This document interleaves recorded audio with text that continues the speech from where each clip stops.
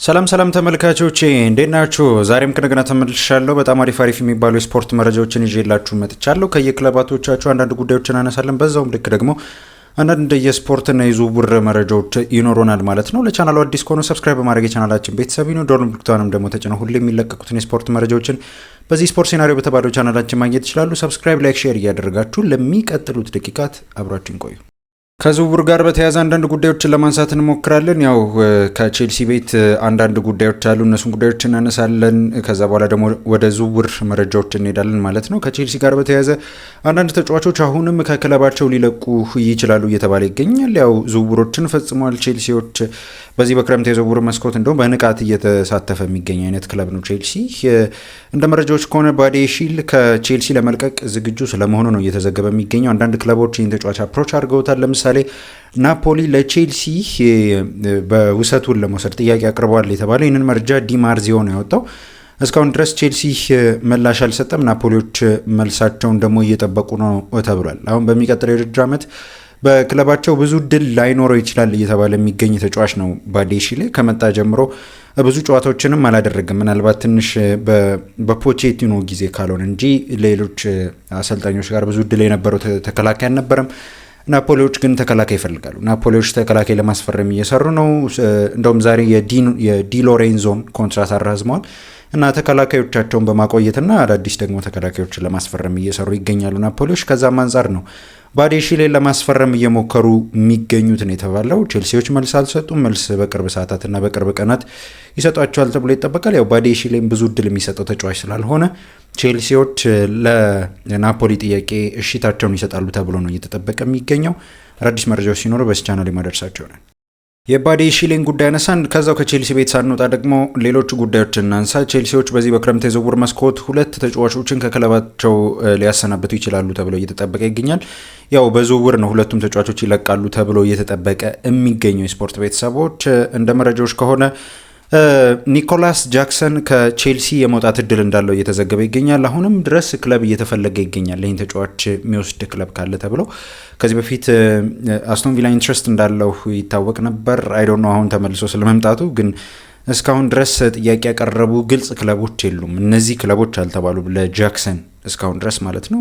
ኔክስት ይር በቃ ቼልሲዎች ቆርጠው ተነስተዋል። ጆ ፔሮ እና ዳኒ ዊልቤክ ናቸው የቼልሲ ቁጥር 1ና ቁጥር 2 አጥቂዎች ማለት ነው። ስለዚህ ለዴላፕና ለጃክሰን ብዙ እድል ይኖራል ተብሎ አይጠበቅም። መረጃዎች እንደሚጠቁሙት በተለይ ዚ አትሌቲክ ታማኝ የሚባለው ዚ አትሌቲክ ጋዜጣ እንደዘገበው ከሆነ ቼልሲ ኒኮላስ ጃክሰንና ሊያም ዴላፕን ለመሸጥ አቅርበዋቸዋል የተባለውና ክለቡ ለዴላፕ ዝውውር ደግሞ 50 ሚሊዮን ፓውንድ ይፈልጋል የተባለው 50 ሚሊዮን ፓውንድ ከቀረበለት ሊያም ዴላፕን ለመሸጥ ዝግጁ ነው።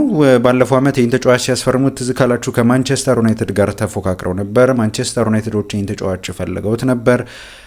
ነገር ግን ያው ቼልሲዎች ያው ቻምፒየንስ ሊግ ስለነበራቸው የተጫዋች ቻምፒየንስ ሊግ መጫወት ስለፈለገ ወደ ቼልሲ ተዘዋወረ። በቼልሲ ጥሩ የሚባል የውድድር ዓመት አላሳለፈም። ኒኮላስ ጃክሰን ደግሞ ወደ ባየር ሙኒክ ሄዶ የባየር ሙኒክ ቤንች አጥቂ ነበር። ያው በሚገባባቸው ጨዋታዎች ጥሩ ፐርፎርማንስና ጎሎችን ያስቆጠረ አጥቂ ነበር። ግን ያው እንደተጠበቀው ያክል ኒኮላስ ጃክሰን እየታሰበ አይደለም። ስለዚህ ቼልሲዎች ተጫዋቹን ለመሸጥ ተዘጋጅቷል። ሁለቱንም ተጫዋቾች ለገበያ አቅርበዋል። በተለይ ለሊያም ዴላፕ 50 ሚሊዮን ፓውንድ ነው የመደበው የስፖርት ቤተሰቦች 50 ሚሊዮን ፓውንድ ብቻ ካገኘ ለመሸጥ ዝግጁ ነው። ለጃክሰን እንኳን ምን ያህል ቼልሲዎች እንደሚጠይቁ መረጃዎች አልጠቆሙንም እስካሁን። ግን አንዳንድ ከዚህ በፊት ሲወጡ እንደነበሩ መረጃዎች ከ60 ሚሊዮን ፓውንድ በላይ ሊፈልጉ ይችላሉ ነው የተባለው በኒኮላስ ጃክሰን የዝውውር ጉዳይ። ማን ወደ ዝውውር ይመጣል በሚቀጥሉት ቀናት በደንብ የምናየው ጉዳይ ነው። የሊያም ዴላፕና የጃክሰንን ጉዳይ አነሳን። ከቼልሲ ቤት ወጣ ብለን ደግሞ ወደ ሌሎች ክለቦች የዝውውር ጉዳዮች እንለፍ። በተለይ አንድ ጉዳይ እናንሳ፣ የብራድሊ ባርኮላን ጉዳይ ማለት ነው። ብራድሊ ባርኮላ ከሊቨርፑል ጋር ስሙ የተያዘ የክንፍ መስመር ተጫዋች እንደሆነ ይታወቃል። ይህን ተጫዋች ለማስፈረም ቼልሲዎች ደግሞ ሊቨርፑሎች ደግሞ ደጋግመው ሞክረዋል። ስቲል አሁንም ከፓሪስ ሴን ጀርሜን ጋር ንግግር ላይ ስለመሆናቸው በዚህ ሰሞን ባነሳውላችሁ መረጃዎች ነገራቸዋለሁ። አንድ ነገር ልንገራችሁ የስፖርት ቤተሰቦች፣ ብራድሊ ባርኮላ ወደ ሊቨርፑል ሊዘዋወር የሚችልበት እድል አለ። ግን መረጃዎች እንደሚጠቁሙት በተለይ የዚህ አትሌቲክ ጋዜጠኛ ነው ጄምስ ፔርስ ይባላል። ያው እዚህ አትሌቲክ ላይ የሚጽፉ ጸሐፊዎች ያው ያን ያህል የውሸት ዜናዎች ብዙ ጊዜ የማያወጡበት አይነት ጋዜጣ ነው። እነ ዴቪድ ዌይንስቲን ምናምን የሚዘግቡበት ጋዜጣ ነው እና እንደ መረጃዎች ከሆነ ፒኤስጂ የዝውውር ክፍያውን ከ145 ሚሊዮን ፓውንድ ዝቅ የሚያደርግ ከሆነ ሊቨርፑሎች ከብራድሊ ባርኮላ ዝቅ የማያደርግ ከሆነ ሊቨርፑሎች ከብራድሊ ባርኮላ ዝውውር ራሳቸውን ለማግለል እያሰቡ ነው የሚል መረጃ ነው እያወጣ የሚገኘው። ለቀናት እንደቆየ ይታወቃል። ሳምንታት ሆኑት በተለይ ከብራድሊ ባርኮላ ጋር በግል ከተስማሙ እና ከትናንት ወዲያ ደግሞ ያው ግሪን ላይት አሳይቷል ተብሏል ሙሉ በሙሉ ባርኮላ ወደ ሊቨርፑል ለመዛወር። ግን ስቲል አሁንም በፒኤስጂ እና በሊቨርፑል መካከል ያልፈቱት የገንዘብ ልዩነት አለ። ያው ፒኤስጂ በጣም ከፍተኛ ገንዘብ ነው እየጠየቀ የሚገኘው። መጀመሪያ አካባቢ እንደውም ሲዘገብ እንደነበረው እንደ ሌኪፕ ያሉ ጋዜጦች የሚሉት 170 ሚሊዮን ዩሮ ለዚህ ተጫዋች ይፈልጋሉ እና በጣም ብዙ ነው። 170 ሚሊዮን ዩሮ ወደ 150 ሚሊዮን ፓውንድ አካባቢ ነው። ያው ዚ አትሌቲክ ጋዜጠኛው ደግሞ እንደሚላን ከሆነ ፒኤስጂ የሚጠይቀው 145 ሚሊዮን ነው እና ከዚህ ዝቅ እንዲያደርጉላቸው ይፈልጋሉ። ይህን ያህል ገንዘብ ለባርኮላ አይመጥንም ብለው ያስባሉ የሊቨርፑል ሰዎች እና ንግግር ላይ ናቸው። እስካሁን አልተቋረጠም። ግን የማይቀንሱ ከሆነ ግን ከንግግራቸው ወይም ከብራድሊ ባርኮላ ዝውውር ሊወጡ ተዘጋጅተዋል የተባለው አይ ዶንት ኖ የትኛውን የክንፍ መስመር ተጫዋች ለማስፈረም እንዳሰቡ። ደግሞ ሊቨርፑሎች ትልቅ ስራ አለባቸው በዚህ በክረምት የዝውውር መስኮት። ምክንያቱም በግራም በቀኝም የክንፍ በኩል ነው ማስፈረም ያለባቸው። ሙኞዝን አስፈርመዋል። አዎ ጥሩ ተጫዋች ነው ሙኞዝ። አዎ ግን ያው በጣም ሱፐርስታር የሆነ አይነት የክንፍ መስመር ተጫዋች ያስፈልጋቸዋል እንደ ክለብ ብዬ አስባለሁ እና አይዛክ ጥሩ ሲዝን ሊያሳልፍ ይችላል። ቪርትስም አሪፍ ሲዝን ሊያሳልፍ ይችላል። ሁለቱም ግን የክንፍ መስመርና የሌላ ቦታ ተጫዋቾች አይደሉም።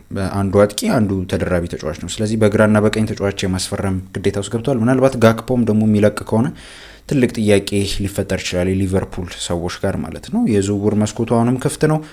ንግግሮች ይኖራሉ ተብሎ ይጠበቃል። የብራድሊ ባርኮላ ጉዳይ ግን አሁን ያለው ሁኔታ ይህንን ይመስላል። የብራድሊ ባርኮላን ጉዳይ ያነሳን። አሁን ደግሞ ወደ ሌሎች ተጫዋቾች የዝውውር ጉዳዮች እንለፍ። በተለይ ወደ ማንቸስተር ዩናይትድ የዝውውር ጉዳዮች እንመጣለን። ከማንቸስተር ዩናይትድ ጋር በተያያዘ አንዳንድ ጉዳዮችን እያነሳን እንቆያለን። የማይልስ ሉዊስ ስኬሊን ጉዳይ አነሳላችኋለሁ። ከዛ በፊት ግን የማንቸስተር ዩናይትድ ሰዎች አሁን ላይ እየሰሩባቸው ስለሚገኙ ዝውውሮችና የትኛው ተጫዋችን ለማስፈረም እየሰሩ ነው የሚሉትን ጉዳዮች በደንብ ለማንሳት እሞክራለሁ። ከአጥቂ ቦታ እንነሳ። ዛሬ ዚ አትሌቲክ በደንብ ስለ ማንቸስተር ዩናይትድ ብዙ ጉዳዮችን እየተናገሩ ነበር። ለምሳሌ ማንቸስተር ዩናይትዶች ለቤንጃሚን ሼሽኮ አጋዥ የሚሆን አጥቂ ለማስፈረም ገበያው ላይ ይገኛሉና አማራጮችንም በደንብ እየተመለከቱ ይገኛሉ የሚል መረጃ ይዘው ወጥተዋል።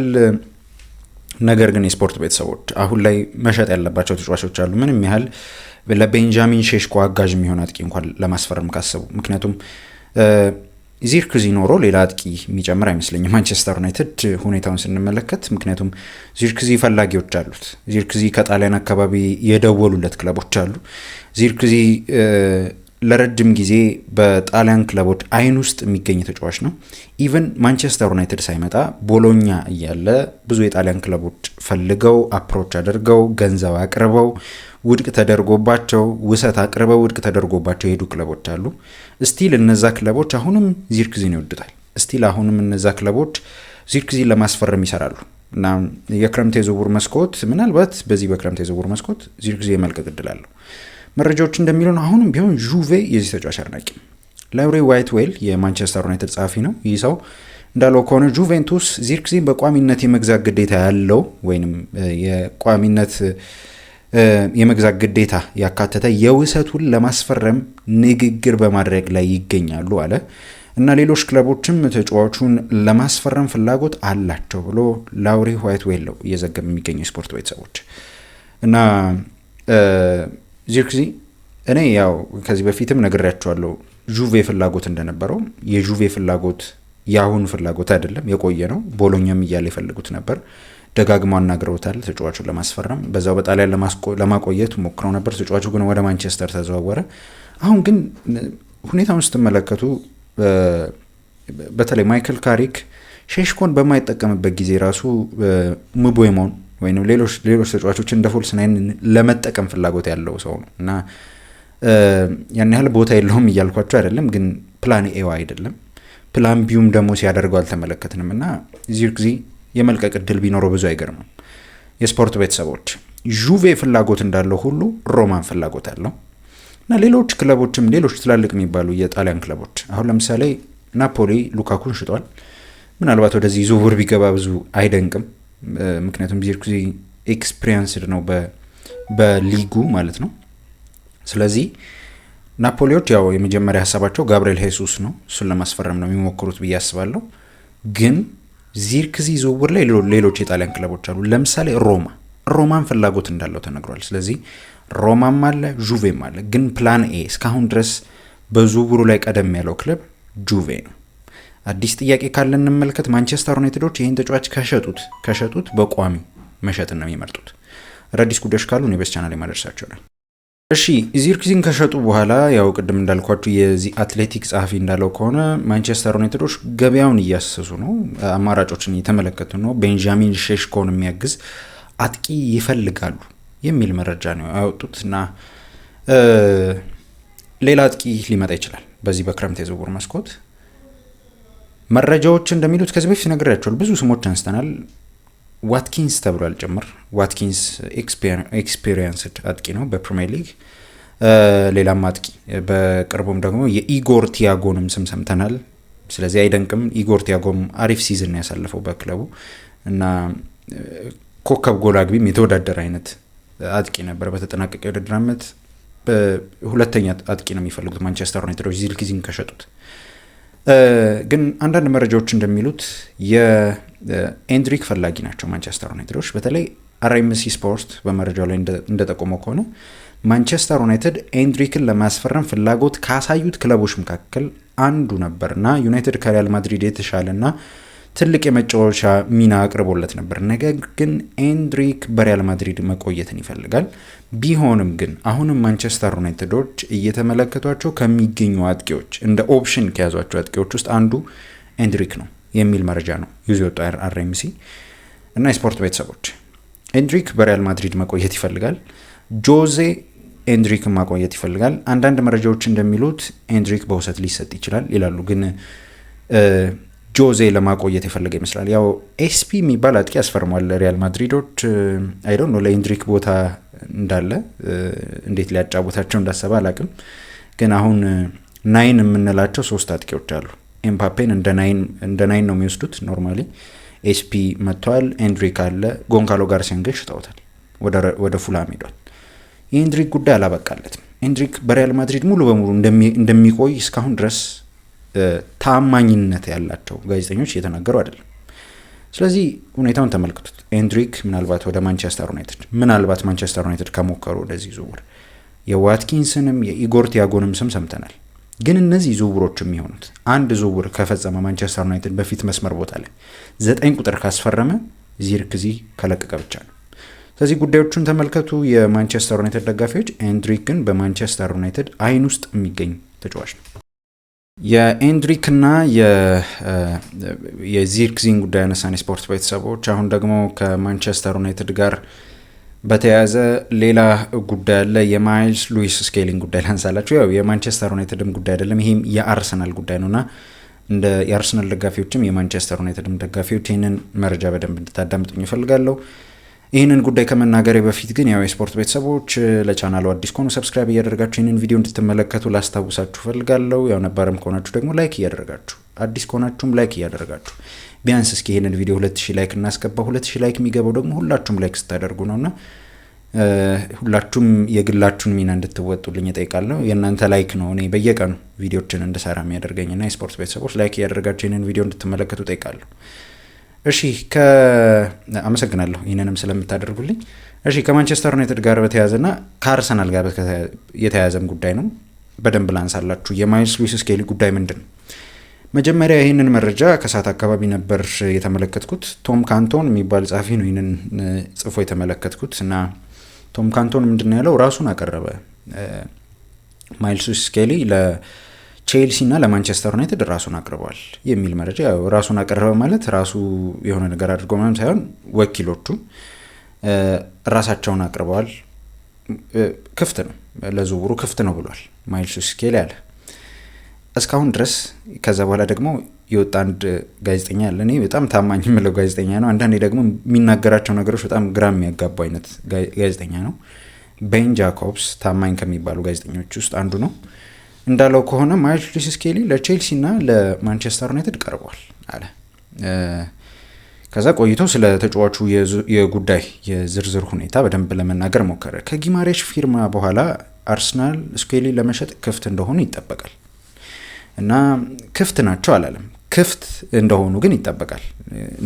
ጉዳዩን እንደከፈቱት ይጠበቃል እና ማይልስ ቶም ካንቶን እንዳለው ከሆነ ማይልስ ራሱን አቀረበ ለማንቸስተር ዩናይትድ እና ለቼልሲ። ስለ ሁኔታው ፍላጎት ያላቸው ክለቦች ናቸው እና ራሱን ያቀረበው ራሱ ማይልስ ነው የሚል መረጃ ነው የተመለከትኩት። አዲስ ግንኙነት አድርገዋል። በተለይ ጊማራሽ ከመጣ በኋላ ጊማራሽ አርሰናልን ከተቀላቀለ በኋላ አርሰናል ከሁለቱ ቡድኖች ጋር አዲስ ግንኙነት አድርገዋል። ይህንን ልነግራችሁ ፈልጋለሁ አለ ቤን ጃኮብስ እና የማስፈረም እድል ተሰጥቷቸዋል እኮ ብሎ ነው መረጃ ያወጣው ቶም ካንቶን። ትልቅ የዝውውር ጥያቄ ከቀረበላቸው ግን ለመሸጥ ተዘጋጅተዋል አርሰናሎች። ስለዚህ አሁን ጉዳዩ አርሰናል ያነሳው ጉዳይ አይደለም፣ ወይንም በቃ መግዛት ትችላላችሁ ብሎ አርሰናል ኦፈር አላደረግም። የማይልስ ሉዊስ ስኬሊ ወኪሎች ናቸው እንደዚህ ያሉት ብሎ እንደሱ ብለው ነው የተናገሩት። እና አርሰናሎች ጋር ደግሞ ያለው ሁኔታ ለቶም ካንቶን ትልቅ ፕሮፖዛል ቴብል ላይ ከቀረበላቸው ለመሸጥ ሊያስቡበት ይችላሉ እና ሊሸጡት ይችላሉ ብሎ ነው መረጃ ያወጣው።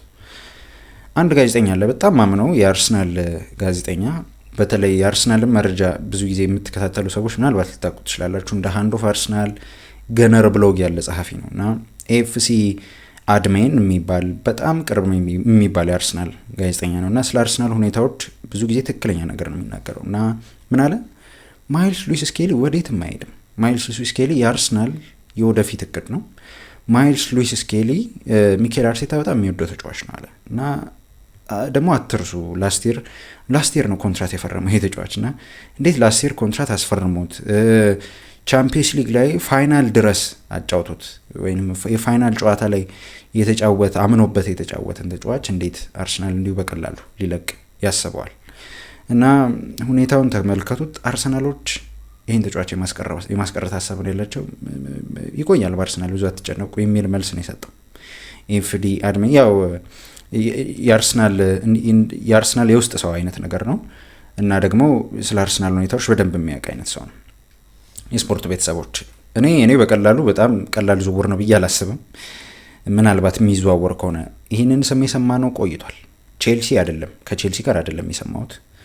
ከቼልሲ ጋር ያው የዛሬ መረጃ ቼልሲን አካተተ እንጂ ቼልሲ በግልጽ ስኬሊን ይፈልጋል የሚል መረጃ ዛሬ ነው የተመለከቱት። ከዚህ በፊት እንደዚህ መረጃ ተመልክቼ አላውቅም። ማንቸስተር ዩናይትድን ግን ሰምተናል። የክረምት የዝውውር መስኮት ከመምጣቱ በፊት በተለይ አርሰናሎች ይህን ተጫዋች ብዙ ጊዜ ቤንች በማድረጋቸው ምክንያት ማንቸስተር ዩናይትዶች አርሰናልን አፕሮች አድርገዋል። አርሰናልን ስኬሊን መሸጥ እንደሚችሉ ጠይቀዋል መጥተው የማንቸስተር ዩናይትድ ሰዎች የሚል መረጃዎች ተመልክቻለሁ። ልክ ነው። ስለ እንደዚህ አይነት ጉዳዮች በደንብ ተነግሯል። አዎ ልክ ነው። ግን የአርሰናል ሰዎች የዛን ጊዜ የሰጧቸው መልስ ይሄ ልጅ አይሸጥም የሚል መልስ ነው። አሁን ግን ጉዳዩ ክፍት ነው የሚል መረጃ ነው ከቶም ካንቶን መረጃ ተነስቼ የምነግራችሁ።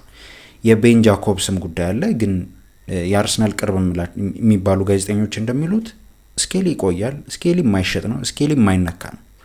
አዳዲስ ጉዳዮች ከወጡ እንመልከት። ቼልሲዎች ሚድፊልድ እንደሚያስፈርሙ እርግጠኛ አይደለም ከዚህ በኋላ። ማንቸስተር ዩናይትድ ግን ሶስተኛ ሚድፊልድ ለማስፈረም እየሞከረ ነው እና በዚህ ተጫዋች የዝውውር ጉዳይ ላይ በደንብ ከገባ አይዶ ነው አላውቅም። ተጫዋቹ በጣም ጥሩ ተጫዋች ነው። እኔ በግሌ በጣም ከማደንቃቸው ወደፊትም በደንብ አሪፍ ይሆናሉ ብዬ ከምጠብቃቸው አይነት ታዳጊዎች መካከል አንዱ ነው። እንደ ዲፌንሲቭ ሚድ መጫወት የሚችል ሲያስፈልግ ፉልባክ ሆኖ መጫወት የሚችል አይነት ተጫዋች ነው እና ትልቅ ተጫዋች ነው። እኔ ትልቅ ተጫዋችም ይሆናል ብዬ የምጠብቀው አይነት ተጫዋች ነው። እንደ ልጅ አይደለም። የካቻምናውን ዓመት ካስታወሳችሁ እንደ ልጅ አይደለም የተጫወተው። በጣም ፕሬዠር መቋቋም የሚችል አይነት ተጫዋች ነበርና ከዛ አንጻርም ደግሞ ብዙ ክለቦች ይወዱታል። ቼልሲና ማንቸስተር ዩናይትድ በዚህ ዝውውር አሉ። ራሱን ደግሞ ለቼልሲና ለማንቸስተር ዩናይትድ ሰዎች አቅርበዋል የሚል መረጃ ነው የወጣው። አዳዲስ ጉዳዮች ካሉ ግን እኔ በዚህ ቻናል በየቀኑ ትክክል የሆነውን ትክክል ያልሆነውን በደንብ ለማውራት እንሞክራለን። የስፖርት ቤተሰቦች ይህንን መረጃ እየተከታተላችሁ እንቆዩ። እሺ፣ የስኬሊንግ ጉዳይ ነሳን። አሁን ቀጥታ ደግሞ ወደ አርሰናል ጉዳዮች ነው የምናልፈው። የስፖርት ቤተሰቦች ከአርሰናል ጋር በተያያዘ ምን አዳዲስ ጉዳዮች አሉ ሚሉትን ጉዳዮች ነው ለማንሳት ሞክረው። ዛሬ ስለ ዊንገሮች የተነሱ ብዙ መረጃዎች የሉም እና ስለ ዊንገሮች ማነሳላችሁ ብዙ መረጃም የለም፣ ግን ስለ ዊንገሮች በደንብ ልትሰሙ ትችላላችሁ ከዚህ በኋላ እና የስፖርት ቤተሰቦች የዊንገሮችን ስም ስትሰሙ ደግሞ በጣም ትላልቅ ዊንገሮችን ስም ልትሰሙ ትችላላችሁ ከአርሰናል ጋር የስፖርት ቤተሰቦች እና እንደ መረጃዎች ከሆነ አርሰናል ተከላካይ ለማስፈረም ገበያው ላይ እንደሆነ ነግሬያቸዋለሁ እና ገበያው ላይ ያሉ ተከላካዮችን በደንብ እየተመለከቱ ነው ይመስለኛል። አንዴ ይህንን ስም ነግሬያቸዋለሁ፣ ጁለስ ኩንዴ አርሰናል ከተመለከታቸው ተከላካዮች ውስጥ አንዱ ነው። አንድ ሂስትሪ ልንገራችሁ። ከዚህ በፊት ጁለስ ኩንዴን አርሰናል ለማስፈረም የሞከረበትን ሂስትሪ ቤን ዋይትን ለማስፈረም ከመሞከሩ በፊት አርሰናል ጁለስ ኩንዴን ለማስፈረም ሞክሮ ነበር። ከባርሳ አልነበረም ያኔ ከሴቪያ ነበር ለማስፈረም ሞክሮ የነበረው እና ከሴቪያ ለማስፈረም ሲሞክር ባርሴሎና ዝውውሩን አሸንፎ ጁለስ ኩንዴ ወደ ባርሳ ተዘዋወረ እና የዛኑ ዓመት አርሰናል ቤን ዋይትን አስፈረመ። ስለዚህ የአርሰናል ፕላን ኤው ነበር ወይም ሚኬል አርቴታ የሚወደው አይነት ተከላካይ ነበር። ጁለስ ኩንዴ ትዝ ካላችሁ ደግሞ በሴቪያ ሲጫወት ኖርማል ሴንተር ባክ ተጫዋች ነበር፣ ሲያስፈልግ ፉልባክ ሆነ እንጂ ያው ወደ ባርሳም ከወጣ በኋላ በቃ ቦታውን ሪዲፋይን አድርጎት ፉልባክ ሆነ በትክክል። አሁን የባርሳ ሴንተር ባክ ተጫዋች አይደለም፣ ፉልባክ ነው የተጫዋች እና አሁን ጁለስ ኩንዴ ከአርሰናል ጋር ስሙ ተያይዟል የተባለው ዳሪያው በመረጃው ላይ እንደዘገበው ከሆነ የስፔን ጋዜጣ ነው። ምን አለ? አርሰናል በጁለስ ኩንዴ ላይ ፍላጎት አሳይቷል። የለንደኑ ክለብ አርሰናል በተለይም የተጫዋቹን ሁለገብነት ማለትም እንደ መሀል ተከላካይና እንደ ቀኝ መስመር ተከላካይ መጫወት መቻሉን በጣም ይፈልጉታል። ባርሴሎና ለፈረንሳዩ ተከላካይ የሚቀርቡ ጥያቄዎችን ለመመልከት ፈቃደኛ ናቸው የሚል መረጃ ነው ዳሪው ይዞ የወጣው ማለት ነው። ያው አራውሆን ሽጠዋል ለቼልሲ፣ ይቅርታ ለሊቨርፑል። ቢሆንም ግን አሁንም ቢሆን ሌላ ተከላካያቸውን ጥያቄ የቀረበላቸው ሊሸጡ ዝግጁ ናቸው የሚል መረጃ ነው የወጣው። አርሰናል የባርሴሎናን ሁለገብ ተከላካይ ጁለስ ኩንዴ ለማስፈረም ፍላጎት አሳይቷል። የስፔኑ ጋዜጣ ስፖርት የሚባል ጋዜጣ አለና እንደዘገበው ከሆነ የአርሰናሉ አሰልጣኝ ሚኬል አርቴታ በፈረንሳይ ተከላካይ በቀኝ መስመር ተከላካይነትም ሆነ በመሀል ተከላካይነት መጫወት በመቻሉ እጅጉኑ ተስቦበታል የሚል መረጃ ነው የወጣው። የኮንሳን ጉዳይ ከዚህ በፊት ነግሬያቸዋለሁ። ኮንሳን ለማስፈረም አርሰናል ፍላጎት ነበረው፣ ግን የኮንሳ ዝውውር ከፍተኛ ገንዘብ አስቶን ቪላ ይፈልጋል። ስለዚህ ወደ ኮንሳ ዝውውር እንዳይሄዱ የሚያደርጋቸው አንድ ጉዳይ ለተጫዋቹ ከፍተኛ ገንዘብ መጣራቱ። ምን ያህል እንደሆነ ያው አንዳንዶች 60 ሚሊዮን ምናምን ይላሉ፣ እርግጠኛ አይደለሁም፣ ግን ከፍተኛ ገንዘብ ተጠይቋል እና እሱን አልወደዱትም።